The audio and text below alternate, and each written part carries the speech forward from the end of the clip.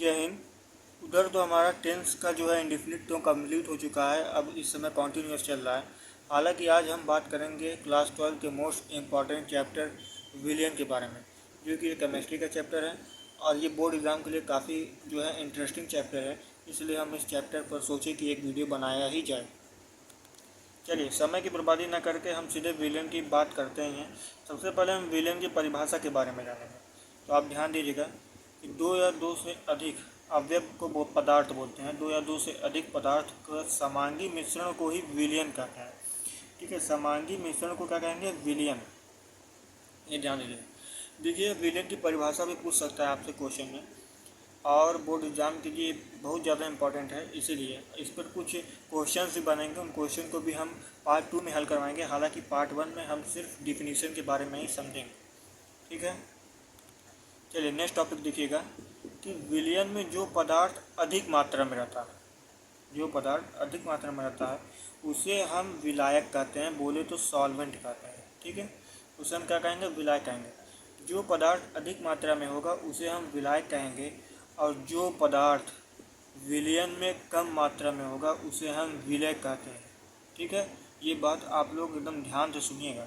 जो पदार्थ अधिक मात्रा में उसे विलायक, जो कम मात्रा में उसे विलय। अब जैसे कि एक गिलास पानी में अगर हम चीनी को घोल दें, एक गिलास पानी में हम 1 चम्मच चीनी को घोल दें, तो आपसे मैं ये पूछता हूँ कि पानी ज़्यादा है या चीनी? तो आप कहेंगे पानी ज़्यादा है, तो पानी को विलायक कहेंगे, और जो चीनी जिसको हम घोले हैं उसे हम विलय कहेंगे। ठीक है, बात समझ में आई?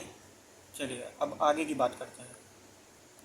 देखिए, अधिकांश विलियन जो है ना, अधिकांश विलियन जो है जल में ही बनाए जाते हैं, और जल में बने विलियन को हम जलीय विलियन कहते हैं। इसके नाम से समझ जाइएगा, जलीय विलियन मतलब जल में कोई विलियन बनाया गया है। ठीक है, चलिए समांगी मिश्रण की बात करते हैं। समांगी मिश्रण, अब जैसे हम चीनी को पानी में घोले तो वो भी एक जलीय विलियन में आया। ठीक है, क्योंकि वहाँ पर पानी आया, जल आया ना, तो जल से जलीय विलियन हो जाएगा। ठीक है, समांगी मिश्रण को देखिए। समांगी मिश्रण बहुत ज़्यादा इंपॉर्टेंट है।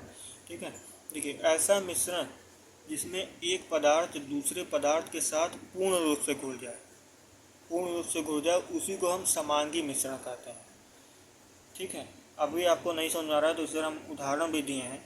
जैसे कि अगर हम पानी में चीनी को घोल दें तो चीनी पानी में पूर्ण रूप से घुल जाती है, लेकिन विषमांगी मिश्रण में क्या होता है कि ऐसा पदार्थ जो असमान रूप से घुला होता है उसे हम विसमांगी मिश्रण कहते हैं।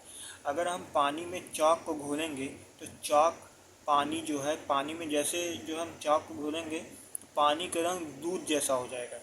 इसका मतलब वो पूरी तरह से नहीं घुला है। लेकिन अगर उसी पानी में हम चीनी को घोलते हैं तो आप ध्यान से देखेंगे कि चीनी पूरी तरह से घुल जाएगी, चीनी का एक कण भी नहीं दिखेगा। तो समांगी मिश्रण और विषमांगी मिश्रण में आप अंतर तो समझ गए होंगे कि ऐसे पदार्थ जो किसी विलियन में पूर्ण रूप से घुल जाते हैं उसे ही हम समांगी मिश्रण कहते हैं, और जो पूर्ण रूप से नहीं घुलते, असमान रूप से घुलते हैं, उसे हम विसमांगी मिश्रण कहते हैं। उदाहरण हम आपका दे दिए।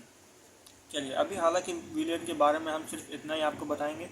पार्ट 2 में हम विलियन की सांद्रता कैसे व्यक्त करते हैं इसके बारे में भी चर्चा करेंगे। धन्यवाद आप सभी का, और इसे शेयर जरूर करिएगा।